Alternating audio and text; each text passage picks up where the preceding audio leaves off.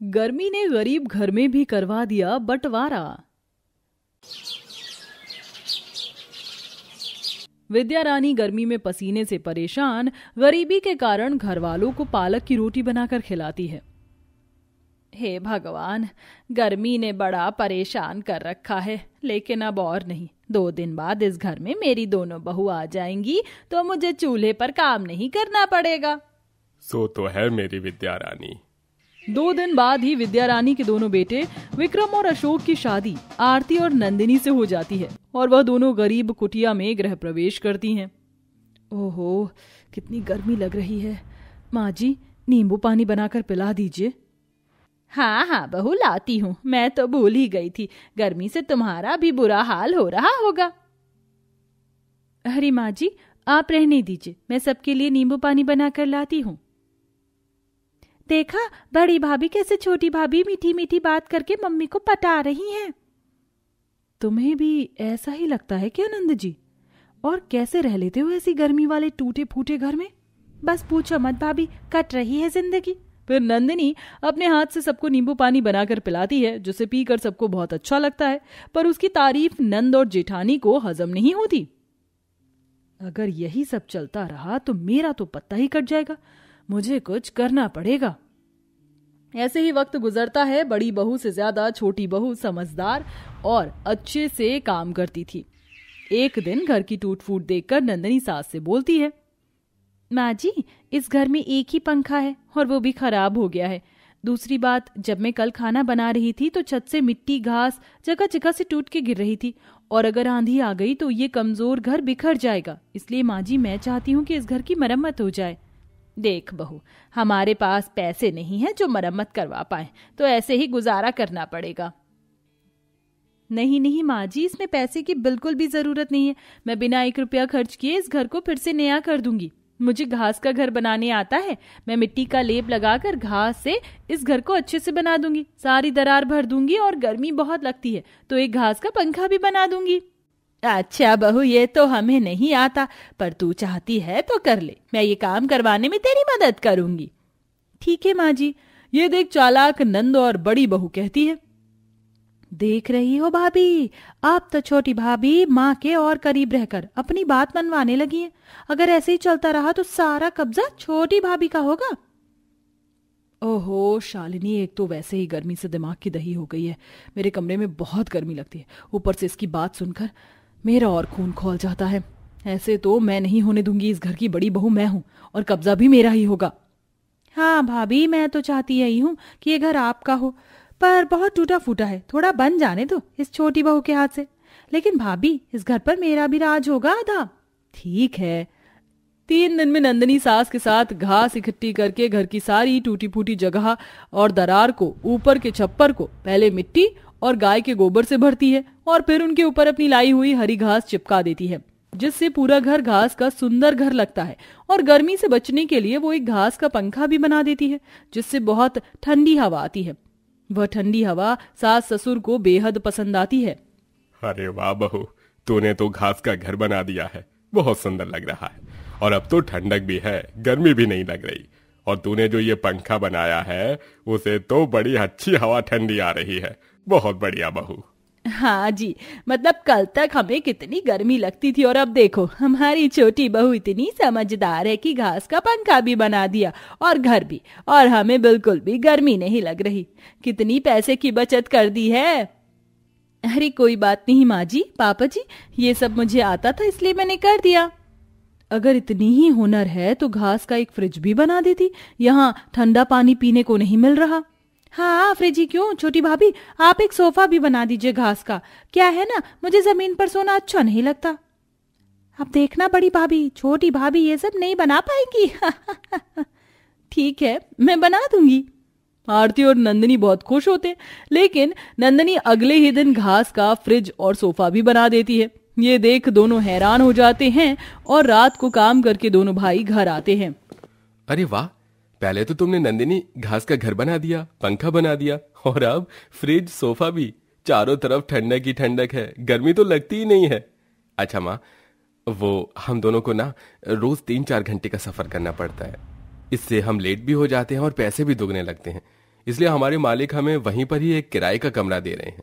अब हम दोनों भाई 2 महीने में आया करेंगे। ठीक है, कोई बात नहीं, मन लगाकर काम करो। ऐसे भी घर में रोटी खाना मुश्किल हो रहा है। अभी तक तुम्हें पैसे नहीं मिले। वो तो बहू जैसे तैसे कभी पालक की रोटी बना देती है तो कभी सब्जी। ये बिल्कुल मेरी तरह ही है। ये तो है माँ। छोटी बहू की तारीफ जेठानी और नंद को हजम नहीं होती। साथ ही आते जाते लोग घास के घर की बहुत तारीफ करते हैं, जिससे आरती के मन में और लालच बैठ जाता है।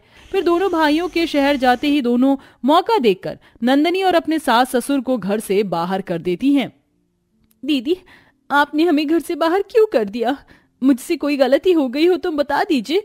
फिर माँ जी पापा जी को क्यों घर से बाहर निकाल दिया? हाँ बहू, तू हमारे साथ ऐसा क्यों कर रही है? क्योंकि आप सब लोग इसी लायक हैं। मैं गर्मी में रहती हूँ, वो घास का पंखा आप दोनों के पास रहता है। मेरे को तो कोई पूछता ही नहीं है। मैं गर्मी में और नहीं रह सकती, इसलिए मुझे घर का बंटवारा चाहिए था, और इस बंटवारे में ये घास का घर और पंखा सब मेरे हिस्से में। इसलिए आप तीनों अब कहीं और जाकर रहिए।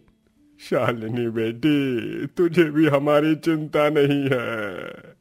नहीं, इस बंटवारे में मैं भाभी के साथ हूँ, आप लोगों के साथ नहीं, इसलिए जाइए यहाँ से। दोनों उन सबको घर से बाहर निकाल कर रहने लगते हैं। ऐसे में गर्मी में सास ससुर बाहर बहुत परेशान होते हैं। हे भगवान, ये अपने घर के कैसे बच्चे निकले जो गर्मी की वजह से घर का बंटवारा कर दिया। इतनी गर्मी में बहू हम कहाँ जाएंगे? वो तो शुक्र है मेरे बेटे यहाँ नहीं है। माँ जी, आप चिंता मत कीजिए। आप दोनों को मैं सड़क पर ऐसी हालत में बिल्कुल नहीं रहने दूंगी। मैं घास का घर दोबारा बनाऊंगी। नंदनी गर्मी में बार बार घास को लाकर इकट्ठा करती है और 5 दिन में घास का घर, घास का फर्नीचर और घास का फ्रिज पंखा तैयार कर लेती है, जिसे देख आते जाते लोग उसके घर को ही निहारते थे। और वो अपने सास ससुर के अच्छे से सेवा कर उन्हें खुश रखती है। माँ जी पापा जी, ये खाना खा लीजिए। आप तो जानते थोड़ी सी मजबूरी है, पर जैसे ही मैं घास की फर्नीचर तैयार करके उन्हें बेचूंगी तो थोड़े पैसे आएंगे। मैं अच्छा खाना खिला दूंगी। फिलहाल आप पालक की सब्जी और पराठे खा लीजिए। कोई बात नहीं बहू, तू ऐसी स्थिति में भी हमें इतना करके खिला रही है, इतनी मेहनत कर रही है। बहू हो तो तेरे जैसी, ऐसी बहू पाकर हम बहुत खुश हैं। सुनिए, कोई है क्या? ये घास का घर आपने बहुत अच्छा बनाया और फर्नीचर भी मुझे अच्छा लगा। बैठने पर तो ठंडक मिल रही होगी। क्या आप ये हमें बेच सकती हैं? आप जितने बोलेंगे हम उतने पैसे दे देंगे। जी, ये तो मेरी माँ जी और पापा जी के लिए है। मैं आपके लिए दूसरा फर्नीचर बना दूंगी। कल तक इसके 1000 रुपए लगेंगे। जी ठीक है, आप बना दीजिए, मैं कल आऊंगी। इतना कहकर उषा चली जाती है। देखा बहू, लोग तेरे हुनर को देखकर आने लग गए। अब नंदनी घास के फर्नीचर, कूलर, पंखे बनाकर बेचती है, जिन पैसों से वो घर का राशन ले आती है और घास की चीज बनाकर मशहूर भी हो जाती है। वहीं दूसरी तरफ नंद भाभी का घास का घर अब धीरे धीरे जगह जगह से खराब हो रहा था और निकलने लग गया था। तभी एक टुकड़ा नंद के सिर पर गिर जाता है। अरे मोरी मैया, भाभी ये घर खराब हो रहा है, आपको ठीक करना नहीं आता क्या? इसे ठीक कीजिए वरना ये सारा टूट जाएगा। और ये देखो, ये घास का फ्रिज पंखा भी खराब होने को आया है। फ्रिज तो सड़ ही गया है। मुझे नहीं आता ये सब करना, उस नंदनी को ही आता था।